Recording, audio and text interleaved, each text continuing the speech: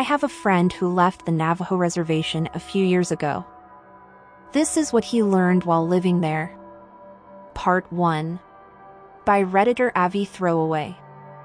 I'm going to preface this by explaining that this story is not mine, I'm just the one who wrote it all down. I'm not Dine, the actual name of the Navajo, and this is how I will refer to them from here on out, never lived on a reservation, and know very little about their folklore. I actually was a skeptic in all things paranormal for a really long time until something happened to me a few years ago that made a believer out of me. Nothing to do with skinwalkers or things of that nature, but it definitely made me at least believe in ghosts. I will also be releasing this parts for easier reading, it's a long one. This story was told to me by my dying friend Sam, name changed for his privacy, and comes from his own experience. I met Sam on a photography gig a few years after graduating art school, and we connected through our shared interest in the paranormal. We would swap stories about our personal paranormal experiences. Well, I only have one experience, so it wasn't nearly as reciprocal. And what I'm about to tell you is probably the most memorable of his. All names have been changed at Sam's request for privacy, and I'm using an alt account. Sam also gave me permission to write this and fully cooperated with me as I put this together. According to him, he's too lazy and I have too much time on my hands, so he was cool with me putting this together. Sam is full-blooded Dine. His mother and father grew up in the nation near New Mexico. They had Sam out of wedlock at a very young age and broke up a few years after he was born. His mother moved to Illinois with his now stepfather, who is white and Catholic. Sam grew up in a Chicago suburb and lived there most of his childhood and teenage years. He would visit his dad for a couple weeks a few times a year, but never really spend a prolonged amount of time out on the reservation. It was at 20 that Sam moved in with his dad on the res to get a better understanding of my heritage, as he said it, and stayed there till he was about 24. He was very interested in his Dine heritage, especially when he started developing his art practice as a painter and photographer. As he spent more and more time on the res, he grew a deep interest in Dine superstition.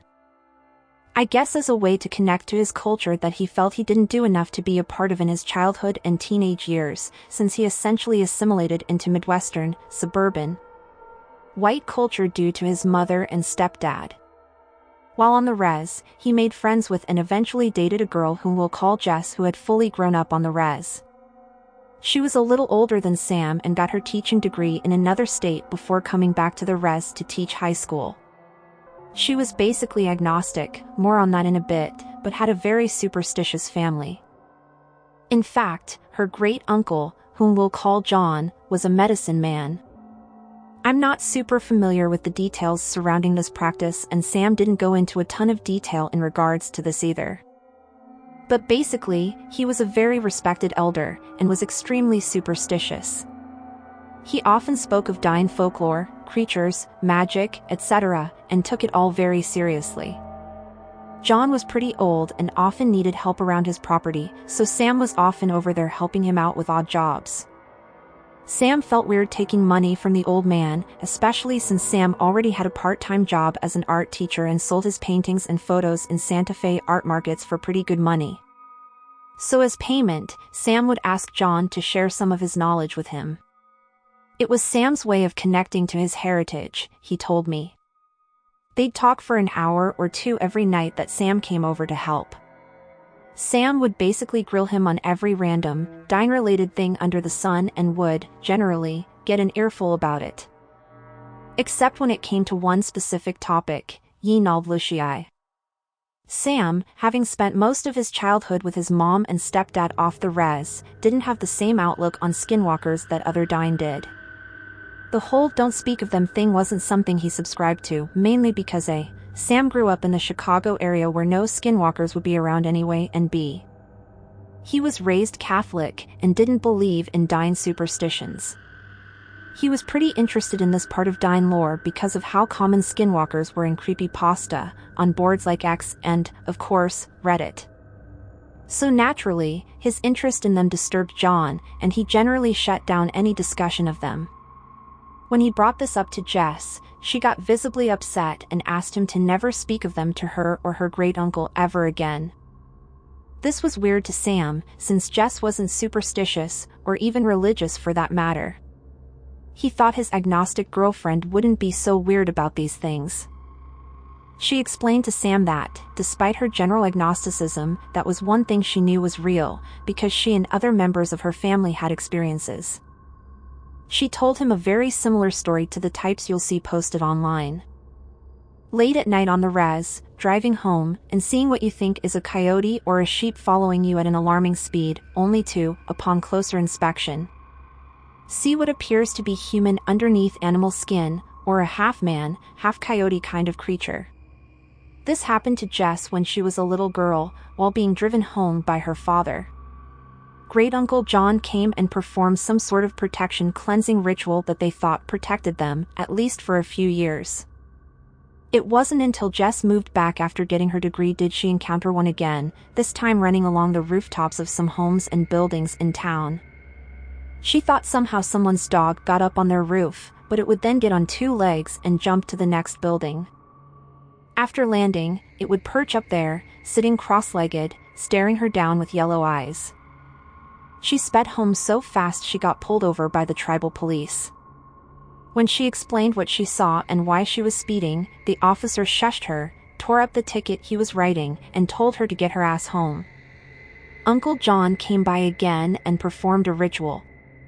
Jess said that according to John, though, the creature wasn't after her, and was caught in the act of stalking someone else. That made it set its eyes upon her, so she was to be extra cautious, and her words, shut the fuck up about them forever.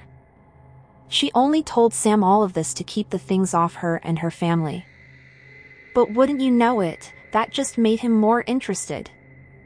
And who could blame him, really?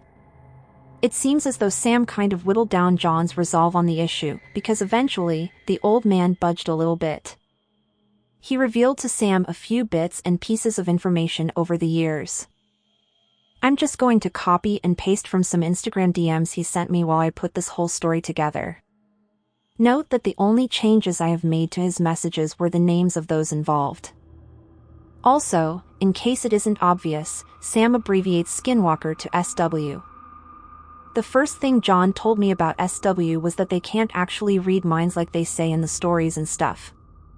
It was basically what you'd call an old wives' tale because they didn't want their kids talking about that shit and spreading the idea that this was something PPL could do. I think they wanted the practice of being SW to die out completely, so they thought by forbidding PPL from talking about it nobody would be curious enough to try out black magic and shit. I think because Stein are so steeped in oral traditions that they basically believed if enough PPL stopped talking about a thing it dies forever. But you know you can't tell PPL not to talk about something, lol. So they said that if you talk about SW it will make them interested in you and seek you out. It was just them trying to scare kids. The other thing is that they are just regular PPL, not monsters. They don't have any special powers. Just knew a lot about certain things that a lot of us don't. Like how there are things you know how to do as a video guy that regular PPL who've never done it don't. Like when you show them a really cool edit you did or shots you pulled off and they're whoa, how did you do that? Same kinda stuff.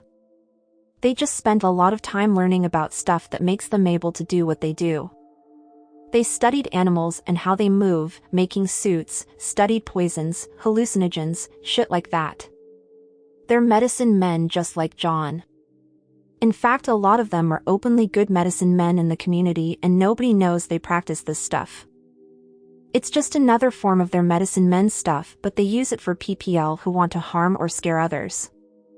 Like they get hired to fuck with PPL.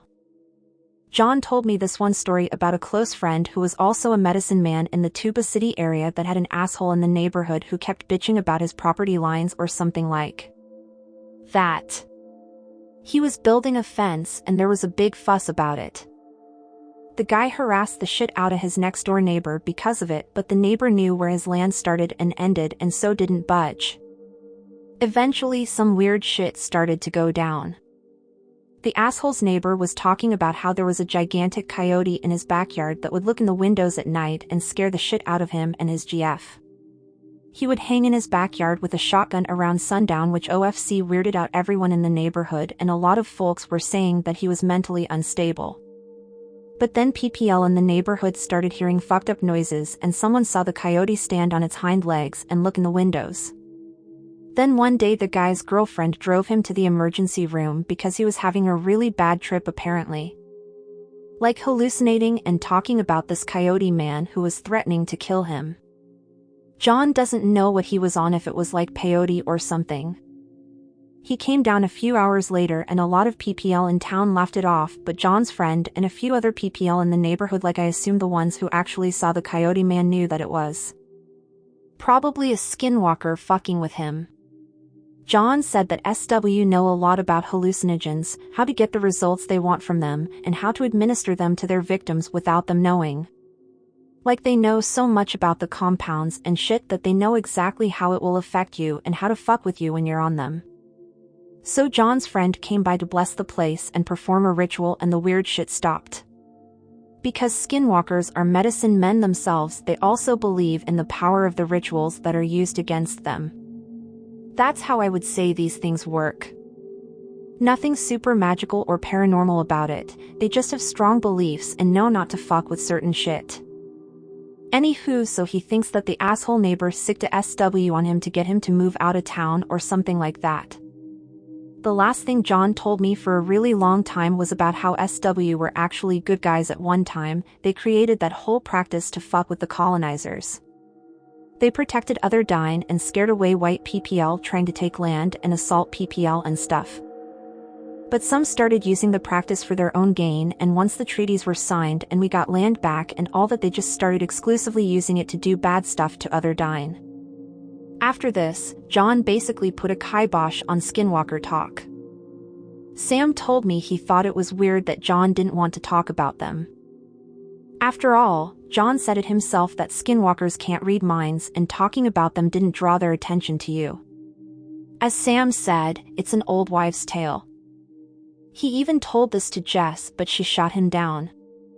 She actually kind of insulted him apparently, telling Sam that he's not culturally Adine so he wouldn't understand, and him trying to get this deep into skinwalker stuff was offensive their heritage. Basically, he was culturally a white boy and should shut the fuck up. Now, I know some reactionary types on the internet would probably take offense to this, but it's not unfounded. How would you like it if some cultural outsider came into your town and started grilling you about your long-held beliefs while directly contradicting them?